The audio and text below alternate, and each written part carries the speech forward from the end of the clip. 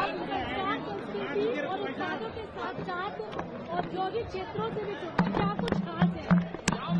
देखिए, उत्तराखंड के अपने उत्पाद जो हमारे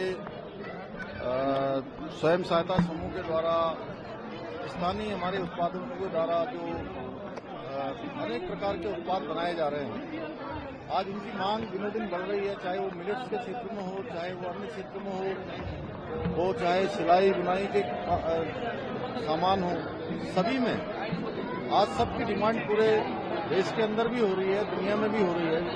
हमने हाउस ऑफ हिमालय जो हमारा ब्रांड है, पिछले वर्ष आदरणीय प्रधानमंत्री जी ने उसका शुभारंभ किया था।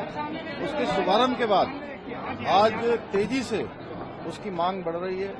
इससे हमारी महिलाओं को विशेषकर आगे बढ़ने का अवसर मिल रहा है, उनकी आर्थिकी भी बढ़ रही है, रोजगार भी बढ़ रहा है और अपने रोजगार के साथ साथ वो अन्य लोगों को भी आज रोजगार से जोड़ने का काम कर रही हैं और हम भी लगातार प्रोत्साहन कर रहे हैं। इसी प्रकार से अनेक क्षेत्रों के अलग अलग उत्पाद यहाँ पर लगाए गए हैं और निश्चित रूप से ये एक बड़ा मंच है और इस मंच के माध्यम से हमारे सभी उत्पादकों को, उत्तराखंड के लोगों को भी आगे बढ़ने का अवसर मिलता है। मैं सभी को इस ट्रेड फेयर के लिए बहुत शुभकामनाएं देता हूं। इसकी थीम है 2047 का विकसित भारत का संकल्प है, माननीय प्रधानमंत्री जी को विजन को आगे बढ़ाने के लिए, और उन्होंने ही बाबा केदार की भूमि से, उनके श्रीमुख से निकले हुए शब्द हैं कि 21वीं सदी का तीसरा दशक उत्तराखंड का दशक होगा।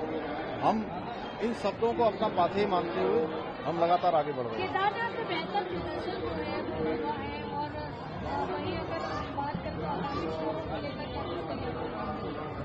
नहीं, हमारी सभी तैयारियां हैं और बाबा केदार के धाम से एक बड़ी विजय हमारी पार्टी को मिली है। हमारे आदरणीय प्रधानमंत्री जी के नेतृत्व में जो 2014 के बाद वहां पर बहुत सारे विकास के काम शुरू हुए, भव्य केदार और दिव्य केदार बनाने का जो एक नया काम शुरू किया गया और वहां की अन्य क्षेत्रों में भी, चाहे वो आज चारधाम मॉलवेदर रोड हो, ऋषिकेश कर्णप्रयाग रेल लाइन योजना हो, अनेक योजनाओं पर काम हो रहा है और हमारे प्रधानमंत्री जी के मन मस्तिष्क में हमेशा उत्तराखंड रहता है और बाबा केदार के धाम में भी उनकी अनन्य आस्था है।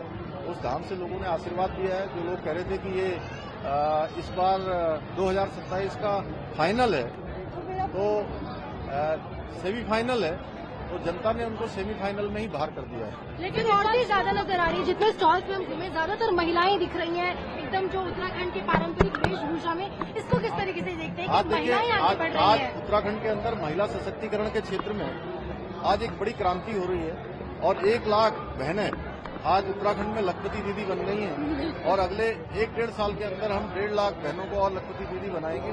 उनके उत्पादों की आज पूरे देश दुनिया में डिमांड बढ़ रही है और महिलाओं ने निश्चित रूप से जो हमारा राज्य है उसके अंदर एक बड़ी क्रांति लाने का काम किया है रोजगार के क्षेत्र में। विपक्ष इस जीत को प्रचार